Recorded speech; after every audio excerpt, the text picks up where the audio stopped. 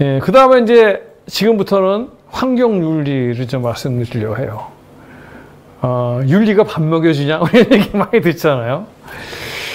윤리가 밥 먹여줍니다. 윤리라는 것은 필요 없으면 만들어지지 않았겠죠. 근데 이 윤리라는 것은 보통 누구와 누구 간의 관계입니까? 아버지와 아들, 뭐 이웃과 나, 인간끼리의 윤리죠. 환경윤리는 인간뿐 아니라 이 모든 자연과 함께 지켜야 될 윤리인 겁니다. 이제 그것을 이제 한번 알아보는데 첫 번째로 이제 인간끼리의 관계를 먼저 그래도 알아보겠습니다. 여기 그림 보시면 삐쩍 마른 사람 위에 뚱뚱한 사람이 사서 가고 있고 뒤에 이렇게 공장들이 쫙 있어요. 자, 우리는 이 사람 나빠 보이죠? 이 위에 뚱뚱한 사람일까요? 이 밑에 불쌍한 사람일까요? 우리는 이 사람이죠. 지구온난화의 배출 그림이고요. 요거는 경제에 미친 영향인데요. 배출은 이 진할수록 많이 내는 건데 다 어디서 납니까? 거의 북쪽에서 나오죠. 오스트레일리아 빼고. 근데 이건 피해가 적은 거고 피해가 많은 거예요. 피해는 전부 다 어디서 나죠? 남쪽에서 나죠. 그래서 우리가 남북 문제라고 합니다. 문제는 다 북쪽에서 일으켜놓고 남쪽에 있는 사람들이 고통을 받고 있는 거죠.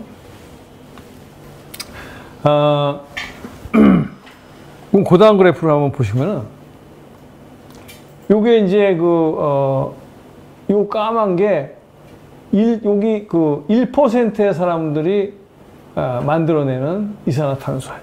온실가스. 그 다음에 요것이 요 부분이 10% 여기 지금 보이지가 않는데 한 10%에 해당하는 사람들이 만들어내는 이거 요만큼을 다 누가 만들어내느냐? 10%에 해당하는 사람들이.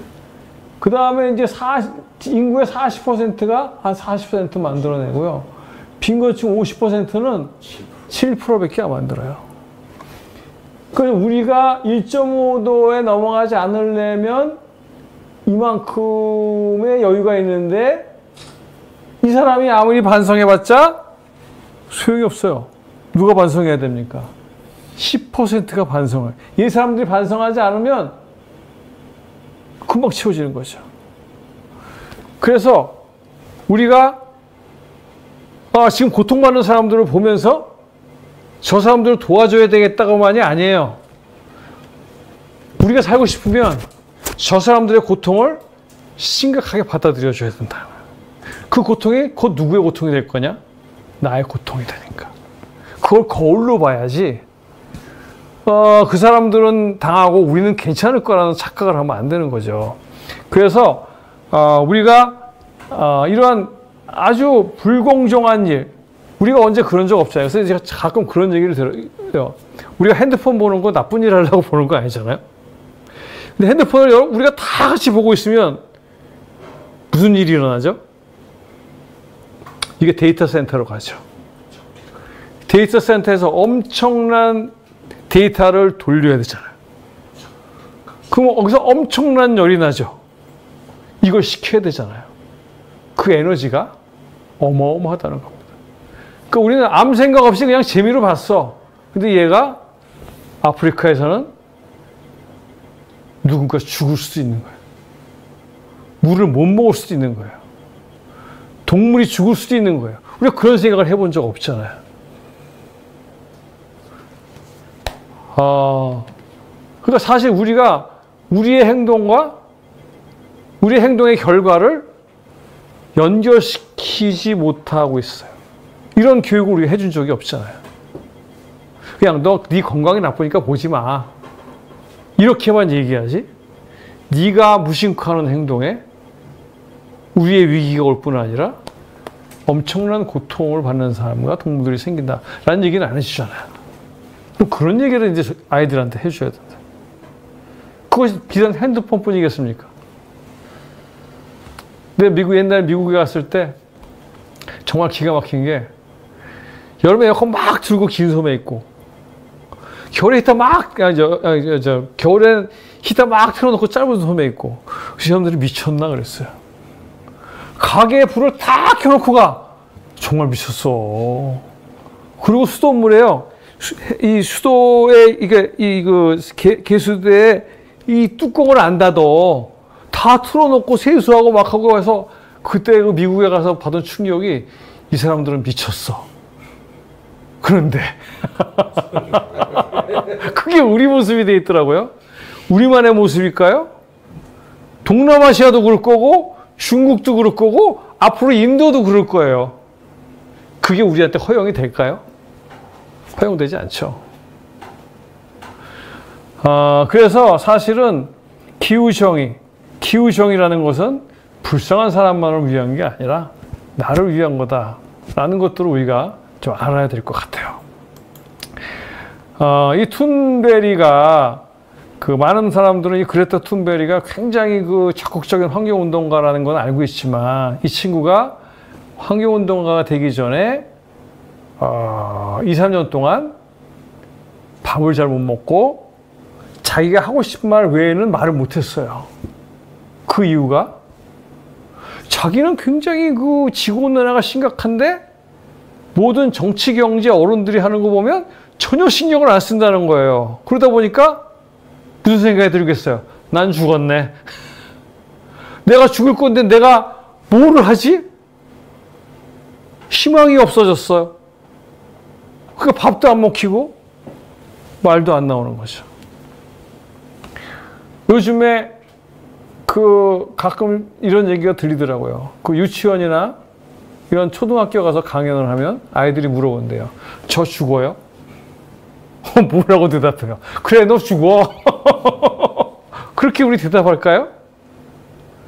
곧 많은 분들 질문 받으실 거예요, 아이들이. 그러면 너 안 죽어라고 얘기해 줄 수 있어야죠. 나도 잘 모르겠는데 죽을지도 몰라. 아이들에게 희망이 사라지는 겁니다. 지금 여기 이렇게 흙탕물을 먹는 애가 뭐 먹고 싶어서 먹을까요? 이거밖에 먹을 게 없으니까. 이것은 얘네들의 모습만이 아니라 우리한테 올 모습이죠. 따라서 우리가 이제 함께 사는 걸 배워야 되는데 제가 사실 이 그림이 저와의 생각을 많이 바꿨던 그림이에요. 제가 미국에서 돌아올 때 제가 아까 암석학했다고 그랬잖아요. 지질학을 해서 지질학에서 좀 돈 좀 벌고 학생들을 취직을 좀 잘 시킬 게 뭐가 있을까 했더니 환경 지질을 하면 되겠다. 그래서 Environmental Geology인데 책을 사갖고 왔어요. 책을 딱 펼치는데 첫 장이 환경윤리였어요. 웬 과학책에 환경윤리요. 그러고 넘기려다가 학생을 가르쳐야 되니까 딱 펼쳐봤는데 이 그림이 나와 있었어요.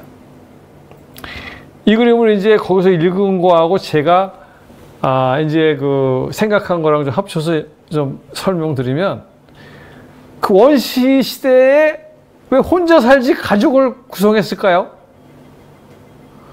가족을 구성하는 게 살아남기가 더 좋기 때문이죠. 뭐 가족끼리는 고난을 서로 권리를 인정하는 거죠. 하지만 가족 아니면 이제 그건 죽여도 되고 먹어도 되고 그러다 보니까 가족끼리 있는 것보다는 어떻게 있는 게 좋아요? 부족끼리 있는 게 좋죠. 부족끼리 있는 것보다는 국가가 좋죠. 그게 바로 식민지 시대죠. 내 국가만 잘 살면 돼. 저 나라는 막 뺏어오고 죽이고 식민지로 해도 상관없어. 그러다가 1차 대전이 일어납니다. 1차 대전이 일어나면 1차 대전은 구라파 전쟁이라고 하잖아요. 옛날 분들이 왜? 유럽에서만 일어났으니까. 그럼 어느 나라가 부자가 됐겠어요? 미국이 부자가 되죠. 그냥 거기다가 막 그냥 식량이고 무기고 막 그러니까 미국이 뭐를 발달시킵니까? 그때 대량 생산 시스템. 그래서 막 물건 잘 살았어요. 그래서 이제 전쟁이 딱 끝나고 미국이 몬로 정책이라고 자기네만 잘 살겠다고 딱 생각 지금처럼. 그런데 미국이 어떻게 됐죠? 대공황을 맞죠. 왜 대공황을 맞았을까요? 대량 생산은 하는데 물건을 사줄 나라가 없는 거예요. 유럽 망했잖아. 물건을 사줄 나라가 없으니까 기업들은 다 무너지고 미국 경제가 무너집니다. 2차 대전 딱 끝났어요. 미국이 어떻게 했죠? 전 세계에 지원을 합니다. 미국이 착해지긴 했지만 착해져서만일까요? 쟤를 내 물건을 살 만큼은 살려놔야 되겠어. 안 그랬다가 내가 확 죽는 걸 봤잖아요. 그래서 전 세계에 각 국가가 존재할 의미가 생긴 거예요. 왜냐? 물건을 팔아먹어야 되니까. 그래서 사실은 어떤 경제적인 행위지만 어쨌든 간에 모든 국가가 같이 살아남아 있어야지만 같이 산다는 개념이 들어온 거죠. 그래서 완전하지는 않지만 전 세계의 모든 국가가 존재할 이유가 생긴 거죠. 그러니까 결국은 우리가 함께 살아야 된다는 이런 윤리의식은 착하게 살기 위해서 보다는 제가 보기에는 살아남으려면 받아들여야 되는 법칙이었던 거죠. 지금 우리한테는 퀘스천이 던져졌죠. 니네끼리만 잘 살면 될 것 같아? 아까 자연 증폭 현상을 말씀드렸잖아요. 근데 이런 환경을 한번 부시면 우리는 다시 만들어낼 수 없다는 걸 말씀드렸잖아요. 그 다음에 이 환경이 없어지면 우리는 살 수 없다는 것도 말씀드렸잖아요. 그러니까 우리가 해야 될 일은 뭡니까? 이 온 인류뿐 아니라 인류가 이 생물, 무생물, 이 모든 환경과 같이 공존을 해야 됩니다. 그래서 앞으로의 미래를 이끌어갈 강대국이 있다면 그 강대국은 뭐를 잘해야 되겠습니까? 공존의 방법을 터득하고 그걸 전 세계에 퍼뜨릴 수 있는 나라. 왜냐? 혼자서는 죽으니까. 인간끼리는 그냥 죽으니까. 인간끼리도 자연과도 어떻게 공존할 수 있는가를 찾아내는 나라가 세계 지도자가 될 거고, 그게 우리나라가 됐으면 좋겠어요. 그래서 여기 좀 말씀드리면 또 하나 이제 또 다른 면을 한번 말씀드리면 이 기후위기는 산업화, 이게 무슨 욕심인 것 같아요? 산업화? 돈 욕심. 많이 갖고 싶잖아요. 도시화. 편안하게 살고 싶잖아요. 인구 폭증. 오래 살고 싶잖아요. 이거 싫어하는 분 없잖아요. 나도 좋아해요. 많이 가지면 좋고요. 오래 살면 좋고요. 편안하면 좋아요. 그래서 이 기후위기는 막기가 힘든 겁니다. 인간의 근본적인 욕망과 100% 일치하기 때문에. 그 욕망을 도대체 어떻게 컨트롤해야 되냐. 그래서 이런 욕망을 컨트롤할 수 있는 것은 방금 말씀드린 것처럼 함께 살지 않으면 살 수 없다는 환경윤리를 가지고 우리가 설득할 수밖에 없어요. 예를 들어서 너 죽어. 그러면 바뀔 거 아니겠어요. 같이 살아야지 살아. 얼마 안 남았어. 그래야지만 우리는 같이 살 수가 있는 거죠. 그래서 제가 환경윤리라는 것이 왜 필요하느냐? 이렇게 우리의 욕망 자체가 환경 파괴의 원인이고 통제가 안 되기 때문에 우리는 거기에 이걸 극복할 수 있는 철학이 필요하다. 그 철학이 바로 환경윤리고, 이 환경윤리는 지구와 인간 간의 관계를 이해해야지만 얻어질 수 있는 것이다. 그래서 지구를 알아야 되고, 지구와 우리 인간관계를 알고, 그러면 같이 공존해야 되겠구나. 제가 아까 말씀드렸는데 인간이 지구에 살 수 있게 되기 위해서 지구가 몇 년간 준비했다고요? 46억 년. 바다도 만들어내고 산소도 만들어내고 오존층도 만들어내고 식물도 만들어내고 꽃과 과일을 이게 46억 년에 걸쳐서 만들어 놨기 때문에 우리가 살 수 있는 거거든요. 그럼 감사할 줄 알아야죠. 그렇죠? 근데 이 환경이 깨지면 지구가 죽는 게 아니라 누가 죽는다고요? 내가 죽는 거죠. 근데 우리 지금 욕심이 눈에 너무 앞서서 이걸 깨트리고 있고 나를 죽이고 있다는 사실을 인지 못하는 거죠.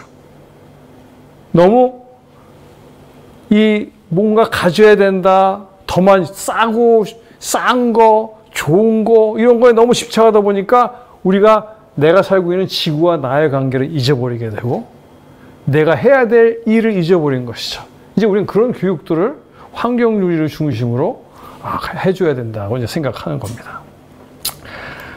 그래서 이제 요거는 이제 그 환경윤리를 좀 더 구체적인 그 예로 하나 보면은 이 소비가 이 기후위기의 참 큰 원인이에요. 소비를 많이 하면 어떤 일이 벌어지느냐. 우리가 먹는 걸 너무나 많이 먹으니까 빈곤국은 건강 악화가 되는데 우린 너무 먹어서 건강 악화가 되죠. 그렇죠?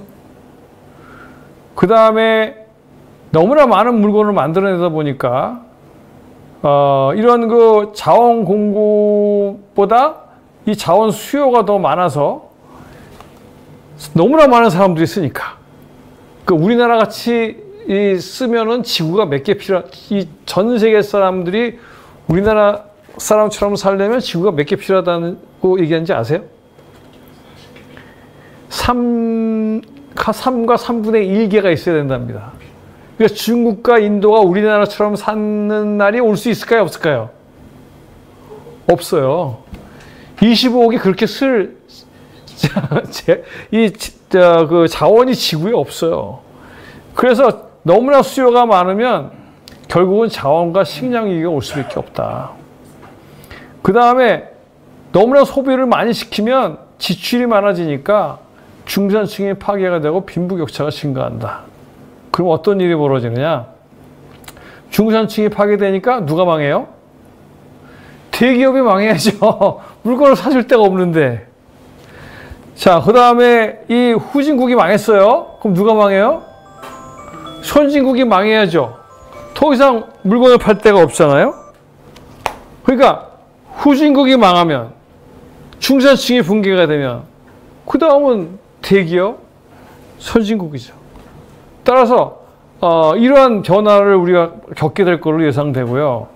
그 다음에 이제 이런 환경 파괴가 너무 심해지게 되면 식량위기, 질병 발생, 이런 것들이 막 만들어지게 되고 그러면 그거를 대비하기 위한 비용이 들어가야 되는데 코로나 하나만으로도 흔들흔들했잖아요. 이게 동시에 여러 개가 생기면 경제 도산이죠.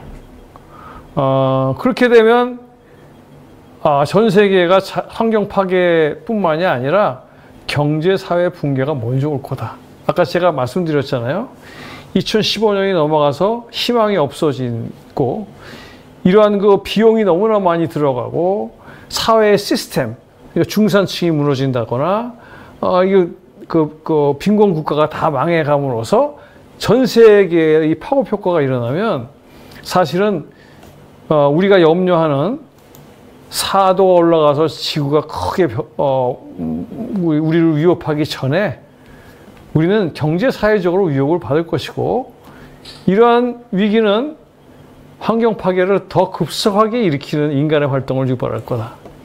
옛날에 새만금 보시면은요, 새만금이 다 이제 나중에 막아서 죽어가게 되니까 약탈어업이라고 합니다. 이게 뭐 서로 생기든 말든 옛날에는 이렇게 그 종자를 살려놓고서 잡잖아요. 막 긁는 거예요, 그냥. 미래는 없다. 뭐 그런 현상이 일어나게 되는 거죠. 그래서 단순한 이런 기후위기는 단순한 자연환경 파괴만 걱정할 것이 아니라 이런 사회, 경제적인 문제까지도 심각하게 일어날 것이다. 따라서 이런 거를 대비하는 거는 우리한테 매우 필요하다 하는 말씀을 꼭 드리고 싶어요. 근데 거기에 핵심은 환경윤리. 선진국, 후진국 같이 살아야 되고 대기업, 중산층 같이 살아야 되고 인간과 이런 생태계가 같이 살아야 된다. 이 말씀을 드리는 겁니다. 자, 그럼 이제 여기까지는 되게 무서운 얘기만 제가 계속 했잖아요. 그럼 이제 희망을 어떻게든 만들어내야 되는데 그래서 희망에 대한 얘기를 좀 드리고자 합니다.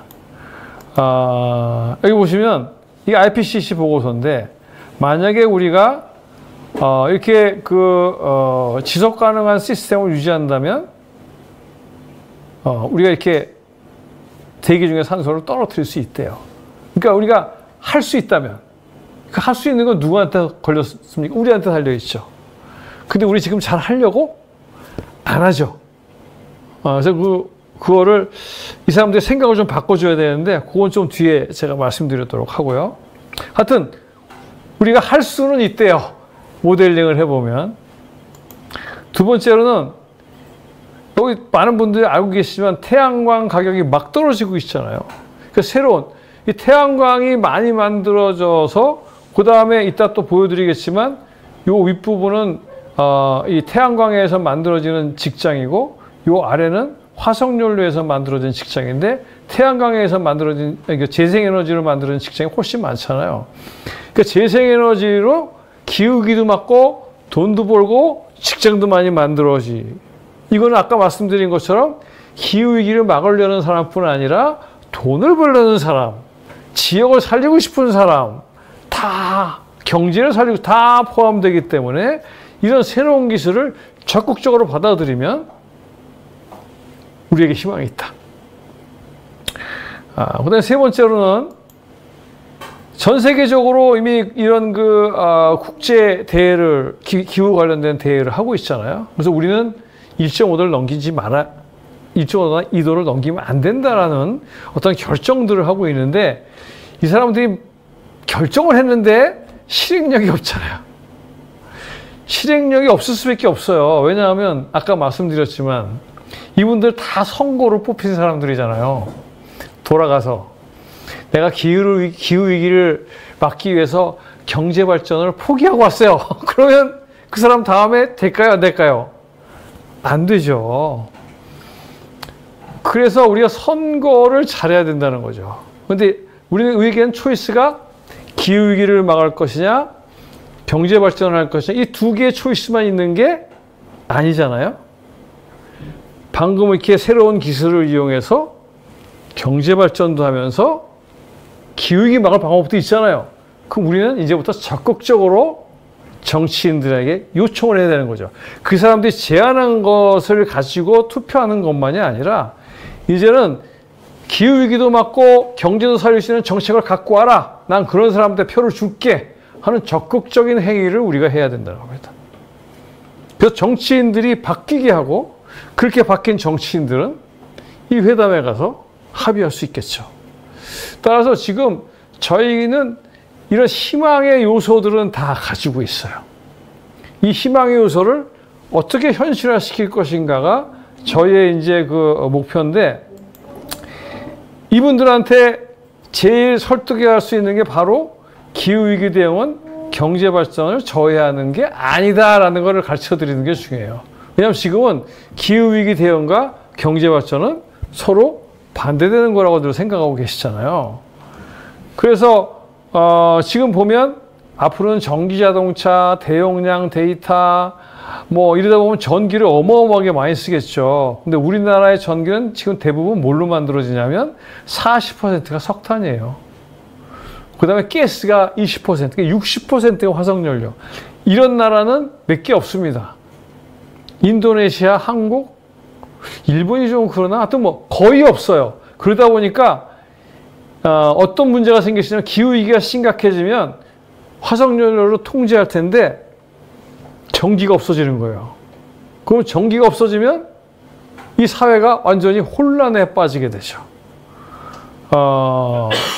그렇게 되고, 그 다음에 이제 우리가 원자력 발전을 대체할 수 있다고 하는데, 이 원자력 발전도 요즘에 더워지니까 냉각수를 댈 수가 없어서 스탑했잖아요. 시킬 수가 없으니까. 그 다음에 이 원자력 발전은 유럽에서 원자력 발전은 고준위 폐기물이라는 게 있어요. 이건 뭐냐면 이 우라늄과 금속을 섞어서 이게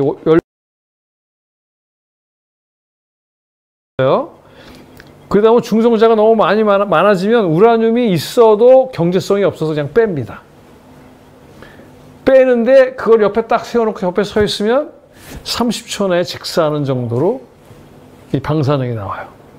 그래서 그걸 어떻게 하느냐, 지금 모든 발전소 밑에 수조를, 콘크리트 수조를 만들어 놓고 거기다 집어넣어 놨죠. 근데 지금 그게 꽉꽉 차고 있죠. 그래서 이거를 2050년까지 확실하게 처리할 장소를 선정하고, 이거 그 처리를 할 수 있어야지만 재생에너지를 인정해 주겠다라는 유럽 쪽에서의 의견인데, 우리나라는 지금 뭐 장소 찾을 수도 없잖아요. 여론화 시키지도 못하고 있고. 그래서 뭐 재생에너지로 취급받을 수도 없어서, 뒤에 말씀드리겠지만 뭐 아리백이라든지 이런 그 경제 수출을 할 때 필요한 어떤 문제를 해결할 수가 없어요. 그래서 지금 이대로 가면 우리나라 기업들은 다 외국으로 지금 나가야 될 판이에요. 그리고 이대로 가면 벼랑간 전기가 없어서 우리 시스템이 마비가 될 상태예요. 그래서 사실 여기에 대한 대비를 해야 되는데, 이 아리백이라는 것은 민간업체가 시작했잖아요. 재생에너지 100% 쓰겠다는 거. 그리고 뭐 애플, 페이스북 이런 큰 회사들이 하면서 아리백 안 하면 나 너희랑 거래 안 해, 이렇게 얘기하고 있잖아요. 근데 이 유럽에서 이런 재생에너지의 운동이 기업들에서 벌어진 것을 재밌게 해석하는 사람들이 있어요. 지금 전 세계의 돈은 누가 많이 갖고 있다고 얘기해요? 유태인들이 갖고 있다고 그러잖아요. 그럼 유태인은 이런 세상이 오래 지속되기를 바라겠어요? 빨리 끝나기를 바라겠어요? 오래 잘 살고 싶은 거예요. 그래서 이 사람들이 아리백을 주장하고 있다고 얘기들을 해요. 자기네들도 보기에는 이거 조금 있으면 나 잘 살아야 되는데 지금 좋은데 이거 망하면 안 되겠다. 그래서 막 열심히 한다는 얘기도 있습니다. 뭐 사실인지 아닌지 모르지만 뭐 타당성이 있어 보이기도 해요. 그만큼 이제 기업들도 자기네들이 계속 잘 살아남고 싶으면 재생에너지를 활성화시키지 않으면 안 된다는 걸 안 거죠. 그래서 아리백을 주장하게 되고, 이런 재생에너지가 없으면 외국에 수출도 할 수 없고 큰 컴퍼니가 일을 할 수도 없는 거죠. 그 다음에 아까 말씀드린 것처럼 이렇게 태양광 에너지 값이 엄청 떨어지고 이게 풍력 에너지 값도 엄청 떨어지잖아요. 근데 원자력 값은 오히려 올라가고 있죠. 그 원자력 에너지는 경제성이 없어서 앞으로 안 돌릴 거라는 거예요. 그럼 뭐 우리나라 한번 생각해 보세요. 재생에너지로 모든 거 해결한다. 그러면 석탄, 석유 수입이 어떻게 됩니까? 어마어마하게 줄어들죠. 그럼 경제적으로도 좋아질 뿐 아니라 이런 화석연료는 정치적으로 많이 움직이잖아요. 그런 정치적 리스크가 없어지잖아요. 그런데 또 싸니까 제품은 싼 값에 만들잖아요. 그럼 우리나라가 잘 살겠습니까? 못 살겠습니까? 당연히 잘 살게 되는 거죠. 그리고 이런 원자력 발전소는 제한된 사람에 의해서 운영이 되지만 이런 태양광에 관련된 것은 굉장히 많은 사람들이 참여하게 되기 때문에 직장이 많아지는 거죠. 그래서 여기 보시면 여기 화석연료, 이게 재생에너지에 의한 그 직장인데 점점 더 재생에너지 직장이 많아지는 거죠. 그래서 더 많은 직장이 생기고 더 싸게 물건을 만들고 이런 화석연료 정치적인 문제에 의한 이런 리스크도 감수하지 않아도 되고 얼마나 좋습니까? 그런데 기후위기도 막아지는 거예요. 따라서 난 아까도 제가 이제 처음에 시작할 때 말씀드렸지만 저는 사실 몇 년 전까지 기후위기 극복에 대한 희망이 사실 없었어요. 그래서 내일 멸망하더라도 오늘 사과나무를 하나 심겠다라는 마음으로 그냥 살아왔는데 요즘에 제 마음이 달라졌어요. 아니야. 15년 안에 될 수 있어. 왜냐? 이런 기술이 있으니까. 그래서 이제 경제적으로도 아주 좋고요. 그 다음에 이제 ESG. 요즘에 이게 많이 요즘 난리가 났죠. ESG를 한 회사들이 여기 보면 미국에서 한 5년간 조사를 해봤더니 그 망한 SPS 기업 중에서 17개 파산했는데 그 중에서 15곳이 이 ESG 경영을 안 했기 때문이에요. 그래서 이 사람들이 어떤 경향이 일어나고 있냐면 ESG 투자가 이 돈을 빌려주는 거죠. 점점 늘어나고 있는 거예요. 그러니까 ESG를 해야지만 펀드를 받을 수가 있는 거예요. 그러니까 기업들이랑 일을 많이 할 수 있고 수출을 많이 할 뿐만 아니라 펀드를 얻을 수 있으니까 이제 재생에너지 하지 않으면 안 되는 거죠. 따라서 이 재생에너지라는 것, 즉 기후 위기에 대응한다는 것은 경제적으로 손해가 아니다. 오히려 경제를 살리는 것이다.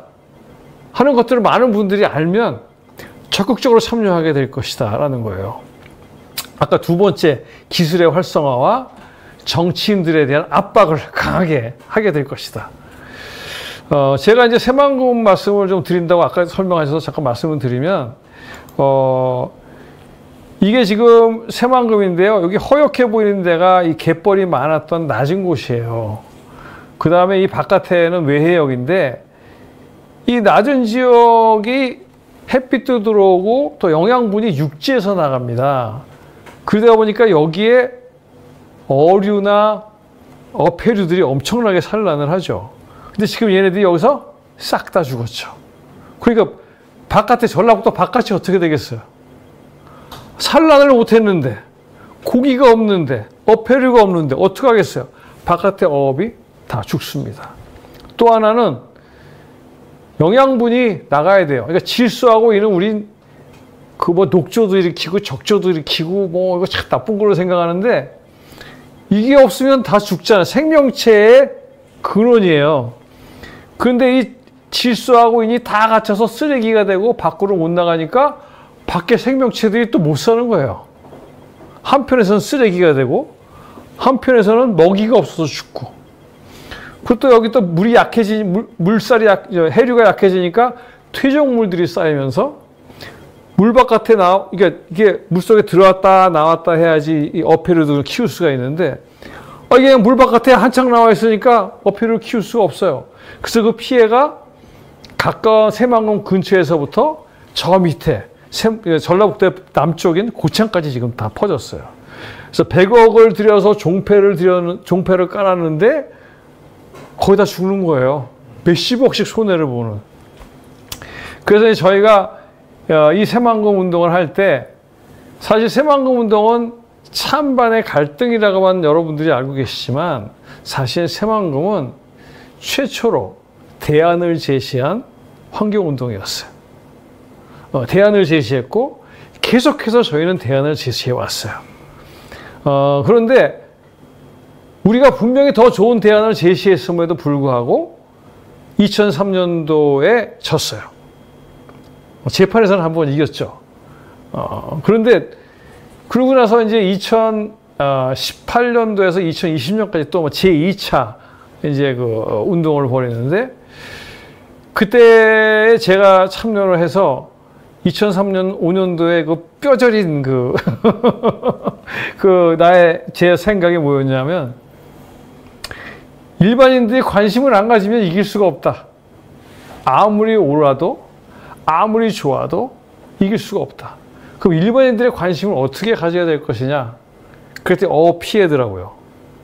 근데 피해가 많아요. 이거 가지고도 뭐 어떻게 이 사람들 설득할 수가 없다. 그래서 결국은 피해액이 얼마다가 나와야 승부를 걸 수 있다. 그랬더니 많은 전문가분들이 그거는 복잡하고 어렵고 막 힘들어요. 사실 힘들거든요. 그 통계치라는 거를 어민들이 제대로 자기 수입을 다 드러내려고 하지 않고 기록도 없고 하니까 사실 힘들어요. 그렇지만 우리는 계산해내야 되겠다. 그래서 그때 이제 그 환경운동연회 김재병 처장이라든지 지금 녹색연합의 한승우 국장이 있는데, 두 사람한테 우리는 계산해야 돼요. 그랬어요. 무조건 계산해야 됩니다. 그래서 통계치로 그랬더니 통계치에 이게 있는 거예요. 그래서 그때 통계치에 계산해서 보니까 이게 이제 요게 이제 1990년도예요. 이게 1990년도 새만금 만들 때, 그 후엔 전남은 이렇게나 많이 증가하는 거예요. 1차 수산업 생산량이. 근데 전라북도는 거의 증가가 없죠. 근데 충청남도는 우리보다 적었는데 충청남도도 계속 증가한 거예요. 그래서 온난화라면 똑같이 일어나야지 전라북도는 일어날 수 없지 않느냐. 그래서 이제 제가 어떤 가정을 했냐면 이때 불도가 전라남도의 3분의 1에 해당하는 1차 수산물이 나왔으니까 이게 그대로 유지되면 어떻게 됐을까 계산을 해봤더니 이 그래프가 되는 거예요.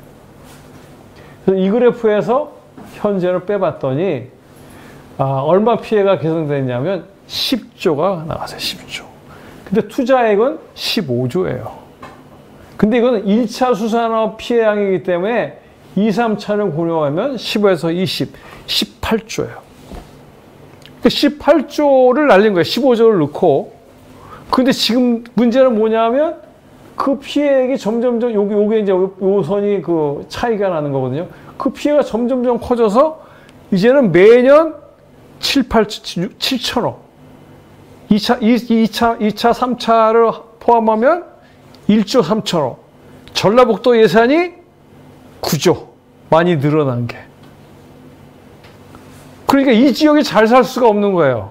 새만금 주변은 완전히 망해가고 있는 거죠. 그래서 지역 소멸까지도 걱정이 되는데 지금도 산업단지를 만들겠다고 하고 있는 것은 산업단지 앞으로도 20년이 걸릴지 30년이 걸릴지 몰라요. 완전히 주변이 다 망가지는 거예요. 이 케이스를 왜 말씀을 드리냐면 돈을 벌고 싶어서 막아서 매립지를 만들어 왔잖아요. 그런데 사실한 건 뭐였냐면 자연이 우리에게 준 재화를 다 없앤 거예요. 옛날에 만경동징강은 지금보다 더 더러웠잖아요. 그런데 바닷물에서 싹 희석해버리니까 더 깨끗했었단 말이죠. 그러니까 자연적인 정화 능력을 없애버려요. 지금 여기 4조 들어갔거든요. 그 환경을 아주 수질을 개선하기 위해서 4조 가지고 지금 택도 없잖아요. 몇십 조가 필요하거든요. 몇십 조로 자연이 이때까지 다 해줬던 거예요. 그 고마움을 모르고 바다를 막아버린 거죠.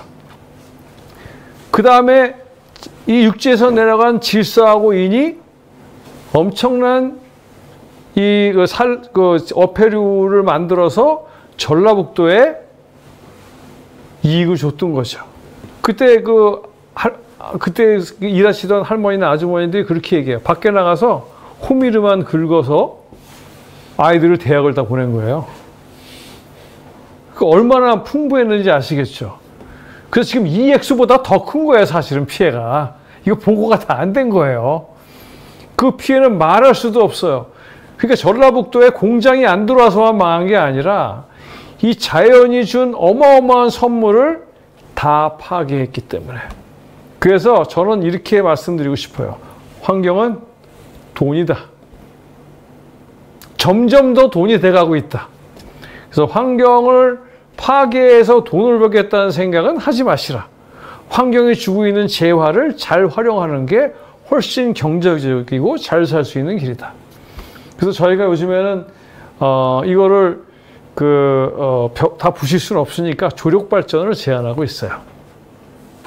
조력발전을 제안하는 이유는 이 지역의 수질 오염이 막 논란되고 있는데 정부에서 얘기하고 있는 수질 오염은 표층수예요. 표층수. 4m 이하는 여기 이제 민물이 들어오고 바닷물이 들어오는데 어느 게 무겁겠습니까? 바닷물이 무겁죠. 바닷물은 깔아앉아 있고 민물은 위에 이렇게 떠 있는 상태예요. 그러다 보니까 이 민물이 가벼우니까 이게 순환이 안 되는 거죠. 그 밑에 산소가 없어요. 그 4m 밑에는 산소가 없어서 생명체가 못 삽니다. 문 열면 바닷고기가 들어와서 닫으면 죽고, 민물고기가 들어와서 또 죽고. 왜냐하면 계속 바뀌잖아요. 들어왔다 나갈 때마다 염분이 계속 바뀌니까 계속 죽고 있는 거예요, 지금. 생명체들이. 어떠한 환경 대책으로도 이거는 막을 수가 없고, 수질이 개선이 안 되면 새만금 사업은 성공할 수 없잖아요. 그래서 조력 발전을 하면 조력발전은 이렇게 그 위로 왔다 갔다 하는 게 아니라 지하 한 13m에서 이 수차가 돌아가거든요. 그러니까 굉장히 깊은 곳에서 물을 하다 보니까 이 깊은 곳의 수직 개선이 굉장히 좋죠. 그래서 재생에너지도 없고 수직 개선도 되고 그러면 이제 또 생태계도 복원이 되니까 수산자원도 복원이 되겠죠. 그래서 저희가 지금 조력발전을 계속 십수년을 주장해 왔는데 다행히 이번에 조력발전이 어느 정도 정부에서 받아들여졌어요. 우리가 오랫동안 노력을 했고 이번에 그 전북의 정치권에서도 일부의 분들이 저희를 도와서 이 대통령 공약에 넣으려고 노력을 했고 그리고 제가 이제 한 그전 선거 때 우연히 전라북도에서 저를 절대 이런 그 대통령 후보랑은 만나게 하지 않습니다. 저는 전라북도에서 정말 내가 먹을 수 있는 욕이란 2,300대 다 들었기 때문에 뭐 저는 오래 살 거고 이 사람들한테는 오창환이라면 하여튼 아주 싫어해요. 자기네들한테 그렇게 좋은 일을 많이 해줬지만 근데 그때 우연히 어떻게 이재명 대통령이 왔는데 저를 옆에다 앉힌 거예요. 그래서 그때 이제 이런 조력발전이 굉장히 중요하고 좋다. 그랬더니 그때 이제 이재명 대표가 그렇게 좋은 거 왜 안 해요? 근데 집에서 안에 대한 이유를 아무도 설명을 못 한 거예요. 그거 해야지. 그러고 갔는데 이제 대통령이 안 되셨죠. 근데 이번에 대통령 후보로 나와서 그런 것들이 다 올라갔는데 끝까지 전라북도에서 반대한 사람이 많아서 조력발전이 못 들어갈 뻔 했는데 이재명 후보가 합시다. 그리고 결정 내렸다는 거예요. 그래서 기적적으로 이 조력발전이 성사가 됐어요. 그래서 사실은 근데 이번은 세 번째 운동이었습니다. 아까는 두 번째는 아까 어업의 피해를 말씀드렸더니 이분들이 그때 마침 선거가 있었어요. 선거 이슈로 등장하면서 그 문제가 커졌고 그때 이제 우리가 환경부의 어떤 그 수질 그 목표 달성에 대한 문제를 계속 지적하고 여러 가지 활동을 하면서 그때 안호영 의원이 또 많이 도와줬지만 그렇게 해서 해수유통을 시켰어요. 일 2회 해수유통. 그때 그걸 성공했는데 이번에는 뭘 했냐면 환경부에서 그냥 1일 2회 해수유통을 고정시키는 정도로 끝내려고 했어요. 해수유통 확대를 안 하려고 그래서 이제 그 해수유통 확대를 시키기 위해서 또 저희가 뭐 전라북도 새만금청 환경부를 하고 같이 안호영 의원실에 가서 그 단판을 쳤죠. 그래서 이제 해수유통이 결정이 돼서 저희가 3차 운동을 해서 여기까지 왔는데 참 재미난 것이 사실 이 운동 한 번 하면 다 지쳐서 떨어져요. 몇 년을 해야 되는데 결과도 잘 안 나오잖아요. 그렇지만 재미있는 것은 이 팀이 없어지면 다른 팀이 또 나와요. 또 필요하면 또 다른 팀이 나옵니다. 이번에도 제가 그 환경부에서 아까 말씀드린 것처럼 해수유통 확대를 보고서에 안 넣겠다는 정보를 받았는데 이걸 어떻게 해결해야 될지 모르겠는 거예요. 그래서 이거 어떻게 해야 되지? 그런데 수라갯벌을 많이 들어보셨나요? 네. 수라갯벌 팀이 이 해수유통 팀으로 전환이 되면서 수라갯벌은 계속 하고 있지만 그 중에서 일부가 해수유통 팀을 만들었어요. 근데 그 팀하고 제가 우연히 연결이 돼서 그분들의 도움을 얻어서 이제 이 3차 운동을 이제 우리가 성공을 시킨 건데 그래서 새만금은 사실은 25년 동안 찬반만이 아니라 어떠한 협의를 통해서 최선의 방책을 찾아온 굉장히 오랜 협의 과정이었다고 보시는 게 더 낫습니다. 근데 밖으로 보기에는 찬반 투쟁만 한 것처럼 보이시잖아요. 그렇지가 않습니다. 그래서 이 새만금 사업이 지금 그렇게 가고 있는데 지금 새만금 사업에서 제가 염려하는 것 중에 하나는 온난화 효과를 고려하지 않는다는 거예요. 온난화 효과는 밖의 해수면이 앞으로 40에서 80cm가 올라갈 수 있거든요. 근데 사실 지금 1일 2회 해수 유통을 한다고는 하지만 그러면 한 달에 몇 번 돼야 되죠? 60회가 돼야 되죠. 근데 20회밖에 못 해요. 왜 그런지 아세요? 공부 많이 해야 됩니다. 이 조수차가 제일 큰 데가 있죠. 대조기. 이게 쫙 줄어도 소조기가 되죠. 다시 대조기가 되죠. 그러니까 물이 많이 들어왔다 빠졌다 하는 게 점점 들어서 소조기가 되면 조금만 올라가고 내려가요. 소조기 때는 지금 새만금의 밖에가 이렇게 해수면, 평균 해수면이 있으면 안쪽은 이거보다 마이너스 1.5m를 낮게 하고 있어요. 왜냐면 200년 만에 오는 홍수가 오면 이게 넘어칠까봐. 근데 그러다 보니까 물이 얘보다 더 낮게 내려갈 때만 뺄 수 있는 거예요. 마이너스 1.5보다 낮게. 그러니까 60회 중에 20회밖에 못 빼고 있는데 바깥에 해수면이 현재예요. 소조기 때는 못 빼요. 근데 만약에 40에서 80cm 올라가면 거의 못 빼는 거예요. 그럼 난리 나는 거죠. 수질도 해결하지 못할 뿐 아니라 홍수가 들어오면 물이 계속 쌓일 거 아니에요. 그럼 범람이 되는 거죠. 그래서 우리는 안에 이 마이너스 1.5를 홍수나는 여름 빼놓고는 올려라. 그래서 거기에 맞는 대책을 세우면 훨씬 그 수질 개선도 많이 되고 수산업 복원도 많이 되고 그 다음에 조력 발전에서도 경제성 높아지고 당신들이 원하는 그 매립지 안정성도 높아지는 계획이 나올 수 있다. 근데 그냥 이 상태를 만들어 놓고 나중에 몇십 년 후에 이걸 고치려면 가능하겠나? 이 큰 도시도 막 집들이 다 들어오고 공장에 들어온 데를 어떻게 해볼 수가 없을 것이다. 그래서 요즘에는 이제 그것을 설득하기 위한 노력을 하고 있는데 잘 안 들어요. 그래서 하여튼 저희가 그 노력을 하고 있습니다. 그래서 지금은 모든 것들을 이렇게 온난화에 맞춰서 생각해야 될 것들이 상당히 많아요. 그래서 경제적이나 환경 보존을 이렇게 온난화에 맞춰서 생각하는 것들이 필요해서 제가 이제 이렇게 새만금 환경 파괴를 말씀드린 것은 이 환경 파괴 두 가지, 첫 번째로 환경은 동이다라는 말씀 드리고 싶었고, 이러한 환경 피해를 막기 위해서는 온난화가 또 굉장히 중요한 팩터로 작용하고 있다. 이 말씀을 드리고 싶습니다. 그래서 이제 두 번째는 이 사람들이 활동을 안 하는 거는 경제적으로 손해라는 생각 때문에도 그렇지만 우리 삶을 불편하게 만든다고 생각하기 때문이에요. 근데 진짜 불편하게 만드나? 한번 제가 말씀드려보면 이게 지금 뭐냐면 건강보험 진료비의 상승인데 이 중에서 60% 노인이 써야 될 돈들을 보면 91조 2030년 1인당 760만 원.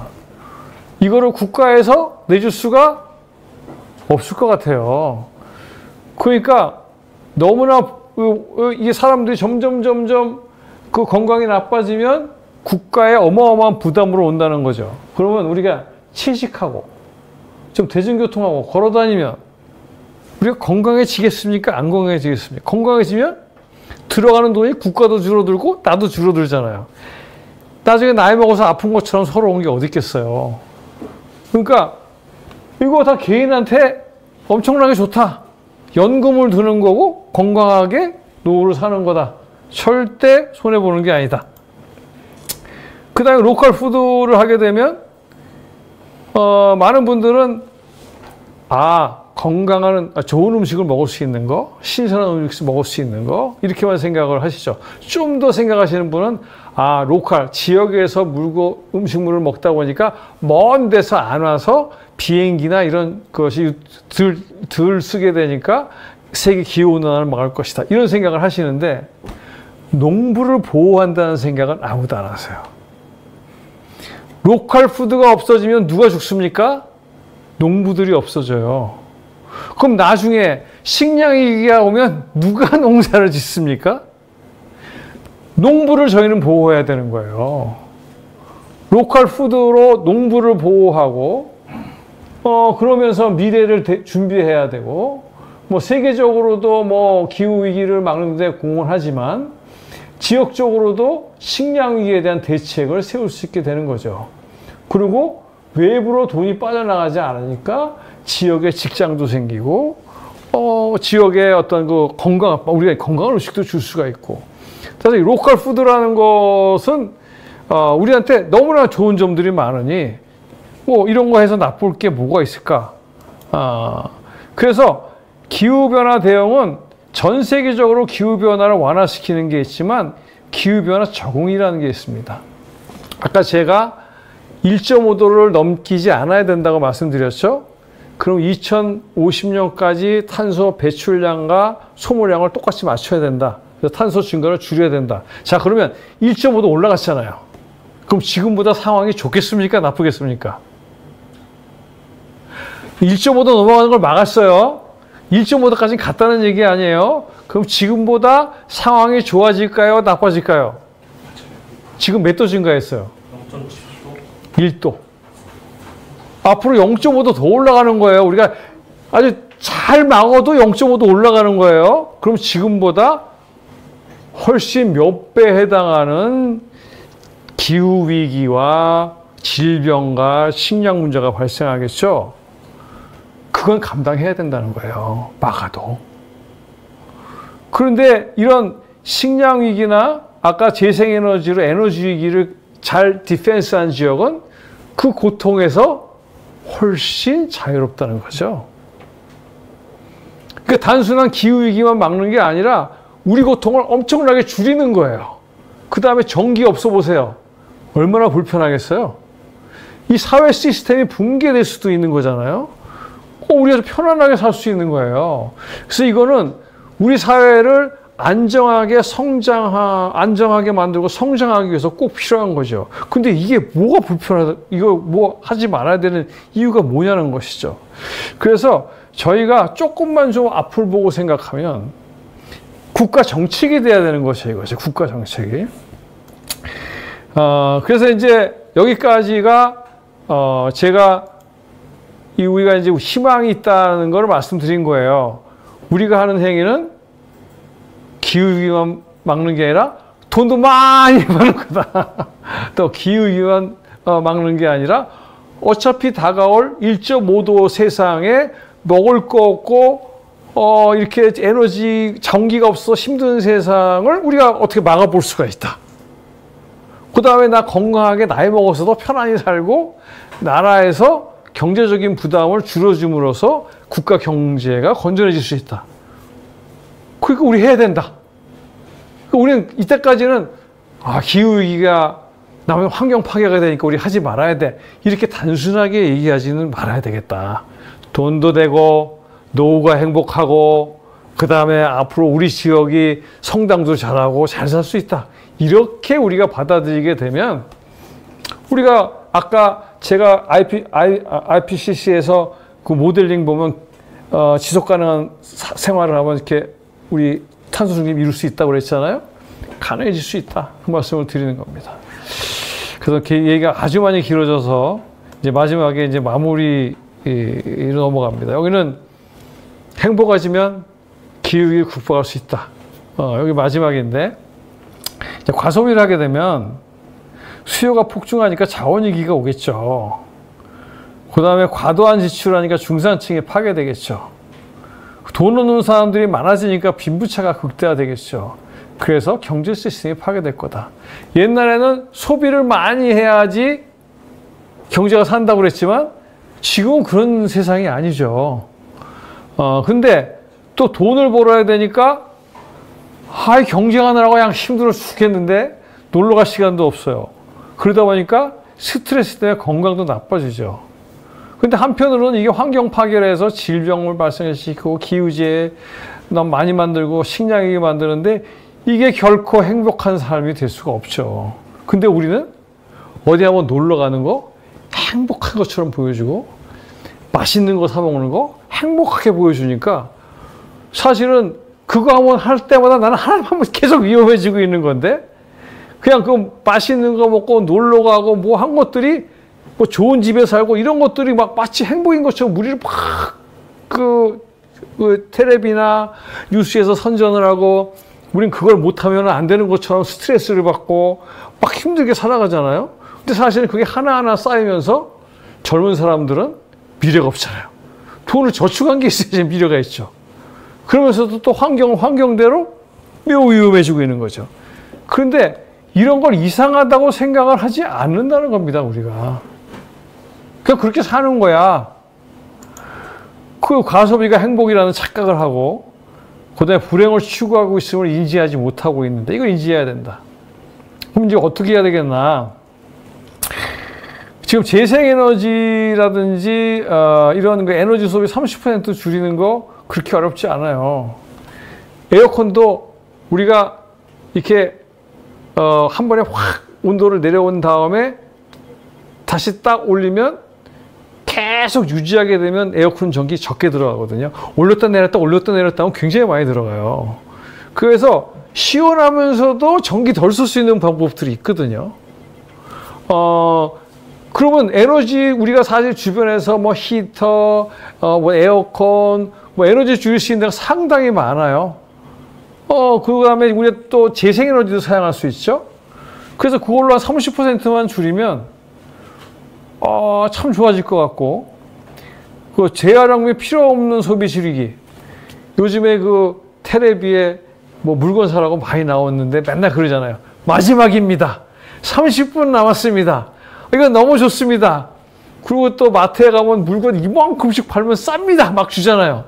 근데 그거 사와서 어떻게 되죠? 이만큼 사오면 이만큼 버려. 하나도 안 싸.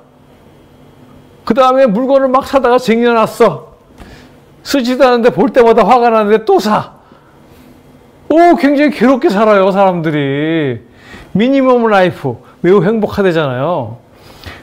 소비 30% 줄이는 게 전혀 문제가 안 돼요, 지금 저희한테는.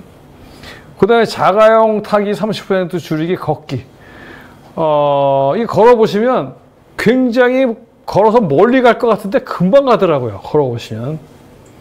그래서 근데 자가용은 이 뭐 결혼식장이나 뭐 서울 올 때 이렇게 타보면은 막 욕 나오잖아요. 막 욕하고 어느 모모들이 나와서 난리야 하면서 자기도 보고 딱 나와서. 그럴 때는 그냥 대중교통 타고 가면 편하잖아요. 그러니까 이미 자가용을 타면 불편한 때가 너무나 많은 거예요. 그 다음에 고기 줄이기. 고기 소비. 그러니까 이거 먹지 말자는 게 아니라, 제가 이제 보면 1980년대였을 거예요. 어느 날 음식점을 갔더니 밥을 안 주고 고기만 주는 거예요. 뭔 일이냐? 고기 다 먹고 밥을 먹더라고요. 그래서 참 이상한 일이다. 근데 지금은 다 그러잖아요.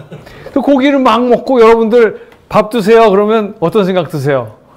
아이씨, 돈 나갈 생각 들어가지. 이거 뭐 시켜놔도 먹지 못하고 이거 먹으면 이제 가서 또 이거 뺄 생각하면 또 걱정이 되는 거예요. 왜 그러냐고요. 밥하고 고기하고 같이 시키세요. 그러면 돈도 적게 나가지. 고기도 적게 먹어도 되지.